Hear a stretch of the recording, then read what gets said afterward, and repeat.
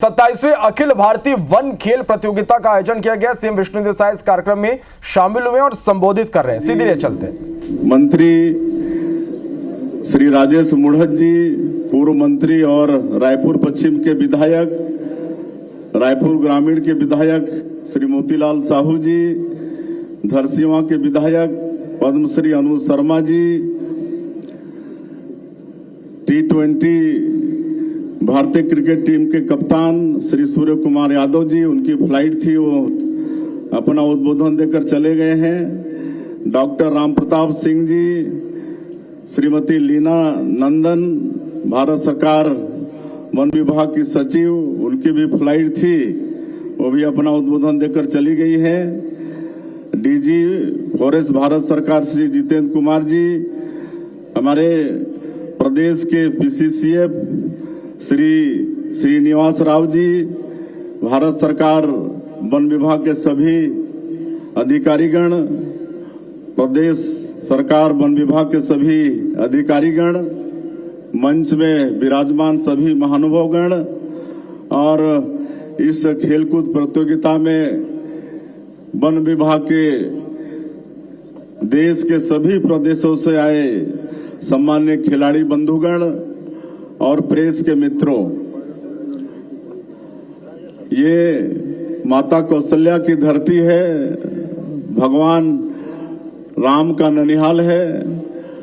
मैं इस प्रदेश के मुख्यमंत्री के नाते आप सभी लोगों का हृदय से स्वागत करता हूं, हृदय से अभिनंदन करता हूं और मैं भारत सरकार वन विभाग का भी आभार व्यक्त करना चाहूंगा जो इस आयोजन के लिए हमारे छत्तीसगढ़ को चुना, हमारे प्रदेश की राजधानी रायपुर को चुना और इस भव्य आयोजन के लिए हमारे प्रदेश के वन विभाग ने बड़ी मेहनत की है। मैं अपने प्रदेश के वन विभाग के हमारे मंत्री सहित उनकी पूरी टीम को भी हम इस अवसर पर बहुत बहुत बधाई देना चाहेंगे। भारतीय T20 टीम के कप्तान सूर्य कुमार जी चले गए हैं, उनकी फ्लाइट थी। आप सब लोगों का उनका इंतजार था। पूरे देश में उनके काफी प्रशंसक हैं, उनका भी मैं अभिनंदन करता हूं। जैसे हमारे वक्ताओं ने बताया कि इस तरह का जो प्रतियोगिता है वन खेलकूद प्रतियोगिता, इसकी शुरुआत 1992 में हुई थी। तब सिर्फ 11 प्रकार के खेल होते थे और 650 खिलाड़ी पहली प्रतियोगिता में हिस्सा लिए थे।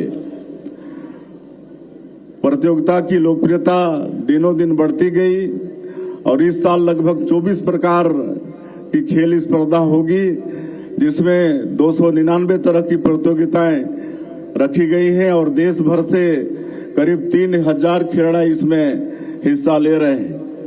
मुझे इस बात की भी खुशी है कि कश्मीर से कन्याकुमारी तक भारत के हर राज्य और केंद्र शासित प्रदेशों की टीम यहां आई हुई है। इस दौरान न केवल हमें शानदार खेल का नजारा दिखेगा, अपितु यहां लघु भारत भी नजर आएगा। खिलाड़ियों के लिए भी यह मौका बहुत अच्छा होता है, वे एक दूसरे से परिचित होते हैं, उनकी संस्कृति को जानते हैं। यह समझने का मौका मिलता है कि भारत कितनी विविधता से भरा हुआ देश है और यह विविधता भारत को एक गुलदस्ते की तरह खूबसूरत बनाती है। आज देश भर से वन विभाग के अधिकारी कर्मचारी इन खेलों में हिस्सा लेने आए हैं। वन विभाग की सेवा में दमखम बहुत जरूरी होता है। जंगल में कई किलोमीटर का सफर तय करना होता है, इसके लिए फिटनेस बहुत जरूरी होती है। खेलों के माध्यम से न केवल आप लोग अपने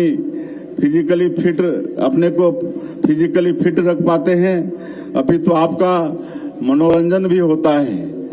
हाल ही में पेरिस ओलंपिक और पैरालंपिक खेलों में जिस तरह से हमारे देश के खिलाड़ियों ने शानदार प्रदर्शन किया है, उससे खेलों के क्षेत्र में देश का उज्जवल भविष्य साफ नजर आता है। हमारे यशस्वी प्रधानमंत्री श्री नरेंद्र मोदी जी के नेतृत्व में बीते एक दशक में खेलों की अधोसंरचना को बढ़ाने एवं खिलाड़ियों को प्रोत्साहित करने के लिए बहुत बढ़िया काम हुए हैं।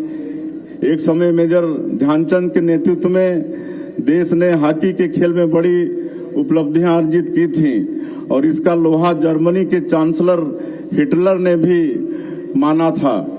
वह दौर आज भी वापस आया है जब पेरिस ओलंपिक से भारतीय हॉकी टीम पदक लेकर प्रधानमंत्री से मिलने पहुंची और कैप्टन श्री जेस ने जब प्रधानमंत्री को हॉकी थमाई तो यह दृश्य हम सब के लिए बहुत ही गौरवशाली था। पैरालंपिक में भाला फेंक में गोल्ड मेडल जीतने वाले नवदीप सिंह ने प्रधानमंत्री से मुलाकात के दौरान जब उन्हें कैप पहनाना चाहा, लेकिन उनके छोटे कद के कारण यह संभव नहीं हो पा रहा था। आप सब लोगों ने देखा कि हमारे प्रधानमंत्री जी जमीन में बैठ गए और नवदीप ने उन्हें कैप पहनाई। जब देश में ऐसे खिलाड़ी हो और ऐसा नेतृत्व हो तो निश्चित ही खेल की तरक्की होती है। हमारी सरकार प्रतिभाशाली खिलाड़ियों को आगे बढ़ाने के लिए प्रतिबद्धता से काम कर रही है। पिछले कुछ साल राज्य खेल अलंकरण समारोह हमारे प्रदेश में नहीं हो पाए थे। हम लोग सरकार में आने के बाद फिर से उस परंपरा को यहाँ पर शुरू किए हैं। इससे हमारे प्रदेश के जो प्रतिभाशाली खिलाड़ी हैं उनका मनोबल निश्चित रूप से बढ़ा है। हमारे साथ आज वन विभाग के खिलाड़ी मौजूद हैं। आप लोग दोहरी भूमिका निभा रहे हैं। खिलाड़ी के रूप में देश को खेलों में आगे ले जाने का काम कर रहे हैं और वन रक्षक के रूप में जलवायु परिवर्तन की चुनौतियों से भी आप सभी लोग लड़ रहे हैं। छत्तीसगढ़ में यह चुनौती और भी बड़ी है। हमारे प्रदेश का 44% हिस्सा वनों से आच्छादित है। इतने बड़े क्षेत्र में वनों की सुरक्षा की जिम्मेदारी वन विभाग के अधिकारी कर्मचारी संभाल रहे हैं। आप लोग बहुत मेहनत से अपना काम कर रहे हैं। इसके लिए मैं आप सभी लोगों को बहुत बहुत बधाई देता हूं। समापन के अवसर में ओलंपिक पदक विजेता मनु भाकर का भी यहाँ पर आगमन होगा। वो भी हमारे खिलाड़ियों के लिए एक प्रेरणा का क्षण रहेगा। प्रतियोगिता में शामिल सभी खिलाड़ियों को मैं फिर से एक बार शुभकामनाएं देता हूं। आप सभी लोगों से आग्रह है कि शानदार खेल का प्रदर्शन कीजिए और छत्तीसगढ़ की सुंदर यादें अपने साथ लेकर जाइए।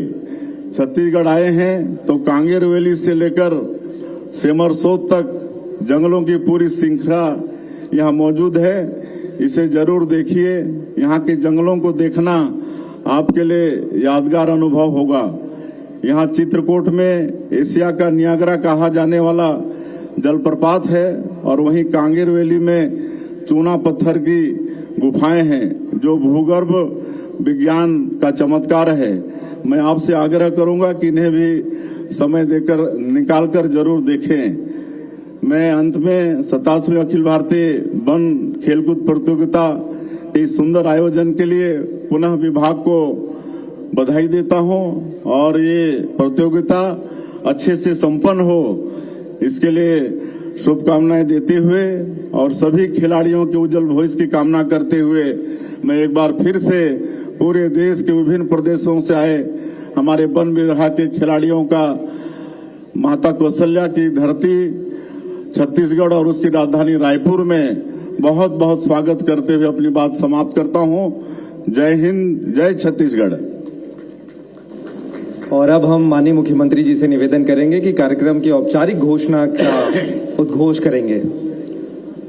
मैं 27वें अखिल भारतीय वन खेलकूद प्रतियोगिता के शुभारंभ की घोषणा करता हूं। आपका बहुत बहुत शुक्रिया माननीय मुख्यमंत्री महोदय। और जैसे ही ये माननीय मुख्यमंत्री जी ने घोषणा की है इस खेलकूद की, तो पहले से ही पुरस्कार की शुरुआत होनी चाहिए। मार्च पास्ट जो आपने देखा है उसके पुरस्कारों की हम घोषणा यहाँ पर कर रहे हैं। माननीय अतिथिगण के हाथों से ये मिलेगा। आपको बता दें कि प्रथम द्वितीय तृतीय पुरस्कार तो है, उसके साथ ही 2 कॉन्सोलेशन प्राइज भी है। हम एक एक करके नाम ले रहे हैं और उस दल के खिलाड़ी मंच की ओर आगे बढ़ेंगे शीघ्रता से। सबसे पहले कॉन्सोलेशन प्राइज में स्थान मिला है आसाम को। आसाम के दल और दल प्रमुख शीघ्रता से मंच की ओर आगे बढ़ें।